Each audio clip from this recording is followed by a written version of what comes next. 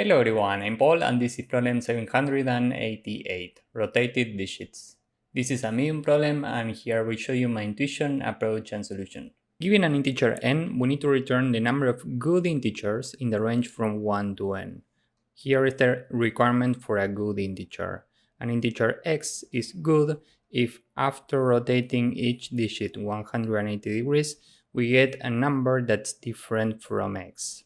And here it says what are the possible rotations. If we get a 0, we can rotate this 180 degrees and get 0. If we get 1, we rotate the number and get 1. If we get 8, we do the same and after the rotation we get 8. 2 and 5 are mirrored. So if we get 2, well, after rotating this we get 5. And if we get 5 after the rotation, this is 2 now. And the same happens with 6 and 9. So after rotating 6, we get 9. And after rotating 9, we get 6. So let's say that n is equal to 10. And now we need to go through every number in the range from 1 to n. So we start from 1. How do we know what's the integer that we get after rotating this? Well, we can use literally a map with this information. So if this is a map, we can go to this key, number 1, and the corresponding value is 1. So after rotating this, we get 1. And given that the new value is equal to the current value, and we're looking for different numbers, this is not a good integer. So we have to continue with 2. Now we go to our map at 2 and here the value is 5. Even that 5 is different from 2, this is a good integer so we can add 1 to the result. Next we have a 3 and there's no 3 in the map. This means that we can't rotate this number so this is not a good integer. Next we have a 4 and there's no 4 here so we continue. Next we have a 5 and the corresponding value for 5 is 2. 2 is different from 5, so we are good to go. We can add 1 to the result, and this is 2. Next, we have a 6, and the rotation for 6 is 9, which is different from 6, so we can add 1 to the result, and this is 3. Next, we have 7, which is not in the map, so we can continue with 8. 8 is here, but the rotated version is equal to the current number, and we are looking for different numbers, so we continue with 9. Here we have 9 and the rotated number is 6, which is different from 9, so we can add 1 to the result and this is 4.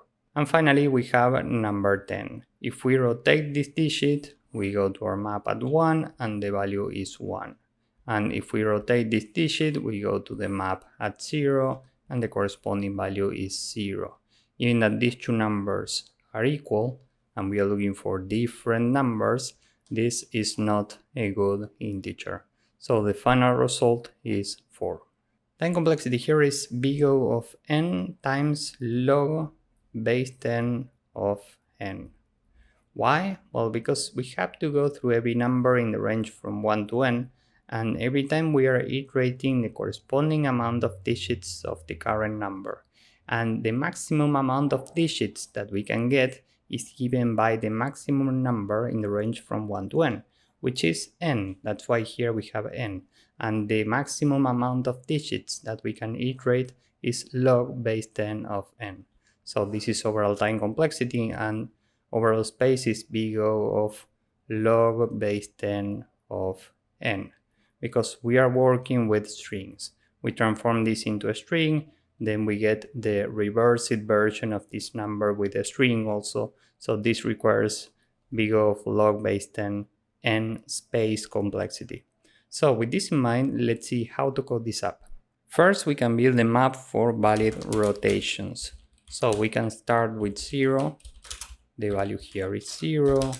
Then we have 1. The corresponding value is 1.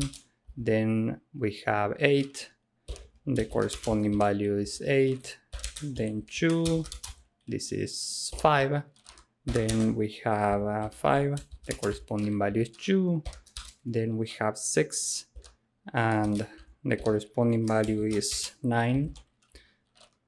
Next we have 9 and the corresponding value is 6.